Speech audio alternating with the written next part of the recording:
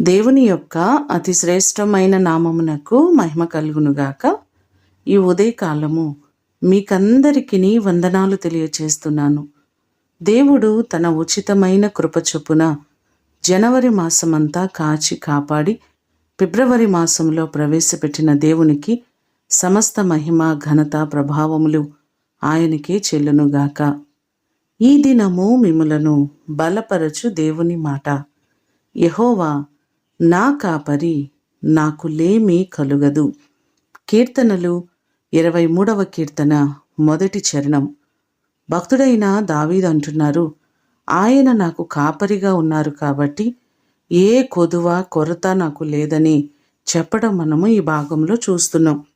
అలాగే 28వ కీర్తన 9వ చరణంలో కూడా అంటున్నారు, నీ జనులను రక్షింపుము, నీ స్వాస్యమును ఆశీర్వదించుము, వారికి కాపరివై నిత్యము వారిని ఉద్ధరించుము అనే మాటలు మనకు కనబడుతున్నాయి. ఆయన ఇప్పటి వరకు మనలను కాచిన దేవుడు, కాపాడిన దేవుడు. ఇక ముందు కాలంలో ఈ నెలంతా కూడా మీరు చేస్తున్న ప్రయాణములన్నిటిలో దేవుడు క్షేమముగాను సౌకర్యముగాను మిమ్ములను నడిపించి కాపాడి ఆశీర్వదించునుగాక.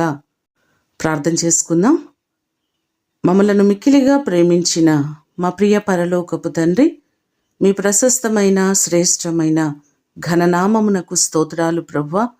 గడిచిన నెలంతా మీ రెక్కల నీడలో కాపాడిన దేవుడవు, నీకు కృతజ్ఞతలు తెలియచేస్తున్నామయ్యా. ఎన్నో ప్రమాదాలను తప్పిస్తూ క్షేమముగా మీరు మమ్మలను నడిపించారు ప్రభువా. ఈ ఫిబ్రవరి నెలంతా నీ రెక్కల నీడలో కాపాడండి. ప్రతి వారికి మీరు కాపరి అయి ఉండండి. నీ కాపుదల, నీ క్షేమము ప్రతి వ్యక్తికి, ప్రతి కుటుంబానికి మీరు దయచేయండి.